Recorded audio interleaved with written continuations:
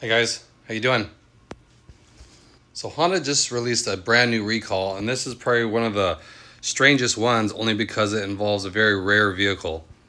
In fact, I didn't even know they made this vehicle, but there's a recall on it. So there are a few owners of this vehicle, so I want to get this out there. So if you own one of these, you can get it taken care of right away because it is a pretty serious one. So let me go ahead and get into exactly what rare vehicle Honda makes that's now affected by the latest recall.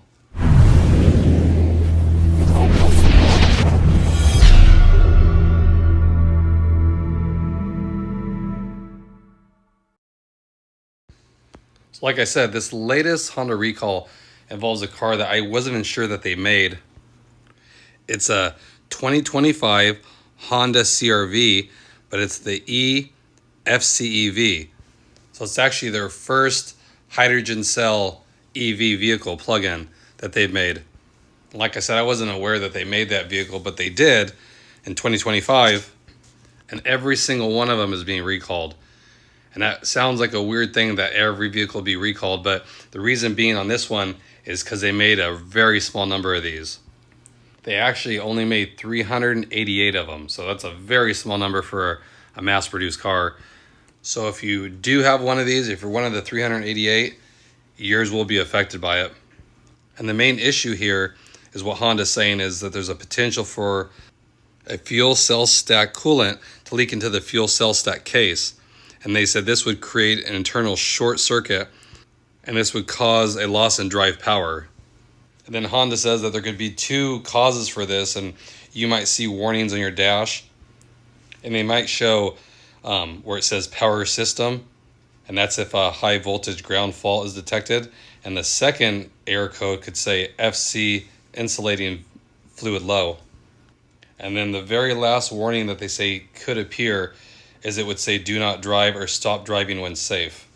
And that would indicate that the fuel cell stack coolant temperature is rising and the fuel cell power generation has stopped. So Honda's already notified all the dealers of this recall, but they're saying that the letters for owners won't go out till February 2nd. So you have about a month and a half away.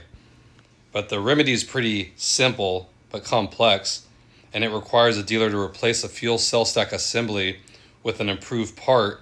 And the improved part, they're starting to use a rubber end unit to seal instead of the adhesive one, which was disintegrating.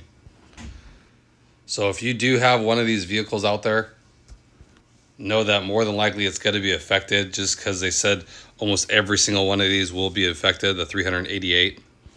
But if you want to know exactly, Honda stated that all the recalled vehicles were produced between June 3rd, 2024 and March 26th, 2025. So you can find out when your vehicle is actually built, and if it falls between those dates, that yours will be affected. So I'm not sure how many they made before that, because it makes it sound like it's almost every single one of them. So it might be a handful of units that might not be affected. But again, I wanted to bring this to your attention just because there are 300 something owners of these vehicles that will have to get their car worked on. It could be a dangerous situation if you're driving and it just loses power all of a sudden. That's kind of the worst scenario for recalls, if you're driving and all of a sudden it just shuts off. So again, I wanted to share this with you guys. Let me know in the comment section if you guys seen these or know of anybody with one. Like I said, I didn't even know they made a hydrogen cell vehicle. But again, I hope everyone's having a good day out there, staying safe. If you have any questions, comments, definitely leave them below. I'll get right back to you. And I'll catch you guys on the next video. Thanks again, everybody.